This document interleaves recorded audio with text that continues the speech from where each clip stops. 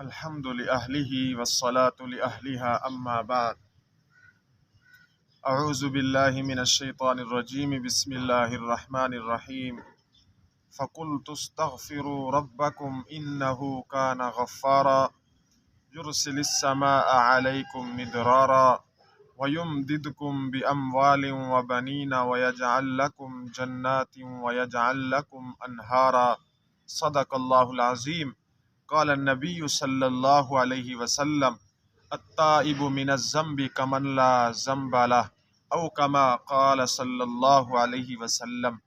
معزز سامعین و ناظرین، اللہ تبارک و تعالی نے قرآن پاک کی اس آیت کے اندر توبہ کی فضیلت بیان کی ہے کہ جو آدمی اللہ تبارک و تعالی کے سامنے گڑ گڑاتا ہے، گناہوں سے توبہ کرتا ہے، اللہ کی ذات سے معافی مانگتا ہے، فرمایا کہ استغفار کرنے کے دنیا کے اندر بھی اللہ تبارک و تعالی فوائد عطا فرماتے ہیں اور آخرت کے بھی بے بہا فوائد ہیں۔ قرآن پاک کی آیت ہے فَقُلْتُ اسْتَغْفِرُوا رَبَّكُمْ إِنَّهُ كَانَ غَفَّارًا، سپارہ تبارک الذی ہے، سورۃ نوح ہے۔ استغفار کے کچھ فوائد بیان کیے گئے، فرمایا کہ جو دنیا کے اندر اپنے گناہوں سے توبہ کرتا ہے، اللہ کی ذات سے معافی مانگتا ہے، تو دنیا کے اندر بھی ان کو فوائد حاصل ہوتے ہیں۔ یرسل السماء علیکم مدرارا، فرمایا جو آدمی اللہ سے گناہوں کی معافی مانگتا ہے تو اللہ تعالیٰ دنیا کے اندر رحمت کی بارشیں نازل فرماتے ہیں۔ بعض دفعہ اللہ تعالیٰ بارشوں کو روک دیتا ہے تو یہ مخلوق کے گناہوں کی وجہ سے روکتا ہے۔ فصلوں کو بارش کے پانی کی ضرورت ہوتی ہے، زمین کو بارش کے پانی کی ضرورت ہوتی ہے، اور بارش کے پانی کے اندر جتنی طاقت ہے وہ کسی اور پانی میں طاقت نہیں۔ فرمایا جب روئے زمین کی مخلوق اللہ سے اپنے گناہوں کی معافی مانگ لے، اللہ فرماتے ہیں کہ اس کا پہلا فائدہ یہ ہے یرسل السماء علیکم مدرارا، کہ میں تم پر بارشیں نازل کروں گا۔ دوسرا فائدہ فرمایا کہ جو شخص استغفار کرتا ہے، گناہوں سے معافی مانگتا ہے، اللہ فرماتے ہیں کہ میں تمہیں بے بہا مال عطا فرماؤں گا۔ آج ہر کوئی پریشان ہے رزق کی تنگی کی وجہ سے۔ گھر کے اندر اگر 5 مرد رہتے ہیں نا، 5 کے 5 کما رہے ہیں، پھر بھی گھر کا خرچہ پورا نہیں ہو رہا، مال کی تنگی ہے۔ اللہ کی ذات فرماتی ہے کہ تم استغفار کرو اور استغفار کے بدلے میں تمہیں بے بہا مال عطا فرماؤں گا۔ اور کافی سارے لوگ پریشان ہیں کہ اللہ تعالی ہمیں نرینہ اولاد عطا فرمائے۔ کسی کو اللہ نے اولاد دی نہیں، کسی کو بیٹیاں دی ہیں، بیٹے نہیں دے، اور لوگوں کی خواہش ہے کہ اللہ تعالی ہمیں بیٹے جیسی نعمت عطا فرمائے۔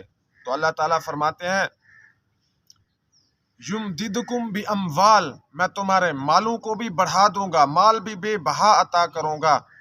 یمددکم باموال وبنین، فرمایا کہ میں تمہیں نرینہ اولاد بھی عطا کروں گا۔ استغفار کی برکت سے 3 فائدے اللہ دنیا میں عطا فرماتے ہیں۔ رحمت کی بارش آتی ہے، اور مال بے بہا اللہ پاک عطا فرماتے ہیں، اور تیسرا فائدہ یہ ہے کہ اللہ تعالیٰ نرینہ اولاد عطا فرماتے ہیں۔ سب سے بڑا فائدہ تو یہ ہے کہ جب آدمی اللہ تعالیٰ کے سامنے گناہوں سے توبہ استغفار کرتا ہے تو اللہ تعالیٰ اس سے راضی ہو جاتے ہیں۔ اس کائنات کے اندر انسان کی ساری زندگی کی محنت صرف ایک ہے کہ اللہ ہم سے راضی ہو جائے، اور جب انسان سچے دل سے توبہ کرتا ہے تو اللہ تعالیٰ اس سے راضی ہو جاتے ہیں۔ حضور علیہ السلام نے فرمایا التائب من الذنب کمن لا ذنب له، گناہوں سے توبہ کرنے والا شخص ایسے ہے گویا کہ اس نے گناہ کیا ہی نہیں۔ جیسے ماں کے پیٹ سے بچہ پیدا ہوتا ہے وہ گناہوں سے پاک ہوتا ہے، گناہوں سے توبہ کرنے والا شخص بھی اس طریقے سے پاک اور صاف ہو جاتا ہے۔ صرف ایک مختصر واقعہ عرض کرتا ہوں۔ بنی اسرائیل میں ایک شخص تھا جس کو دنیا کفل نامی شخص کے نام سے جانتی ہے۔ فرمایا کہ یہ شخص بہت زیادہ گناہ گار تھا، اور یہ عورتوں سے زنا کیا کرتا تھا، بڑے بڑے کبیرہ گناہوں کے اندر یہ شخص ملوث تھا۔ ایک عورت اس کے پاس آتی ہے، ترمذی شریف کے اندر یہ واقعہ نقل کیا گیا ہے، حضور علیہ السلام کی حدیث ہے۔ آپ علیہ السلام نے فرمایا، سنایا یہ واقعہ فرمایا کہ کفل نامی شخص یہ عورتوں سے زنا کیا کرتا تھا، اللہ نے اس کو مال تو دیا، یہ مال عورتوں میں خرچ کرتا اور زنا کرتا تھا۔ ایک عورت آتی ہے اس کے پاس اور آ کر کہتی ہے کہ مجھے 60 دینار رقم چاہیے، یہ کہتا ہے کہ اس شرط پر دوں گا کہ میں تجھ سے زنا کروں گا۔ وہ عورت مجبور ہو گئی، 60 دینار اس نے لیے، کفل نامی شخص نے اس کو پکڑا، زنا کے لیے مجبور کیا۔ وہ عورت چیخنے لگی، رونے لگی۔ کفل نے پوچھا راضی ہے نا تو نے 60 دینار مجھ سے لیے ہیں، پھر اب روتی کیوں ہے؟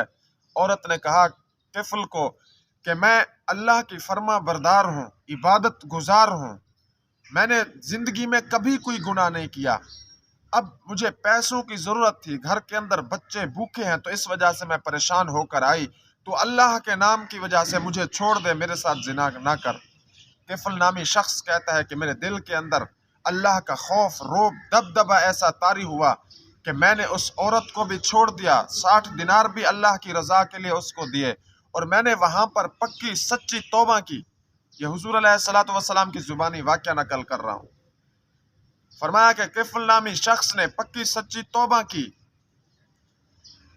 پچھلے زندگی کے تمام گناہوں سے توبہ کی، اور آگے موت تک کے لیے اس نے پکا عزم کیا کہ میں آئندہ کبھی زنا نہیں کروں گا، گناہ نہیں کروں گا۔ ترمذی شریف کے اندر لکھا ہوا ہے کہ اس نے توبہ کی، اسی رات کفل نامی شخص کا انتقال ہو گیا۔ صبح لوگوں کو معلوم ہوا، پتہ چلا، تو لوگوں نے کہا یہ شخص تو بڑا گناہگار تھا، یہ بدکار تھا، اس کے جنازے کے اندر شرکت، اس کو تکفین کے لیے لوگوں کے دلوں میں محبت اور رغبت نہیں تھی۔ جیسے کوئی بزرگ حضرات مرتے ہیں، وفات پاتے ہیں، تو آدمی کی خواہش ہوتی ہے کاش میں اس کے جنازے میں شریک ہو جاتا، اور آدمی اپنی بخشش کا ذریعہ سمجھ کر اولیاء کے جنازے کے اندر شرکت کرتا ہے۔ تو جب لوگ گئے کفل نامی شخص کے دروازے پر، دیکھا کہ ایک جملہ لکھا ہوا ہے ان اللہ قد غفر الکفل، کہ بے شک اللہ نے کفل نامی شخص کی بخشش فرما دی۔ اتنا بڑا گناہگار، ساری زندگی گناہوں کے اندر ملوث، موت سے تھوڑی دیر پہلے، موت کی ابھی تک کیفیت طاری نہیں ہوئی تھی، سچے دل سے توبہ کی، اللہ نے معاف فرما دیا اتنے بڑے گناہگار کو، اور اللہ نے دروازے پہ جملہ لکھ دیا ان اللہ قد غفر الکفل، کہ بے شک اللہ نے کفل نامی شخص کے تمام گناہوں کو معاف کر دیا۔ تو اس وجہ سے گناہوں کی وجہ سے آدمی کو زیادہ پریشان نہیں ہونا چاہیے، بلکہ سچے دل سے توبہ کے اندر جلدی کرنی چاہیے۔ اللہ تعالیٰ عمل کرنے کی توفیق عطا فرمائے۔ آخر دعوانا ان الحمد للہ رب العالمین۔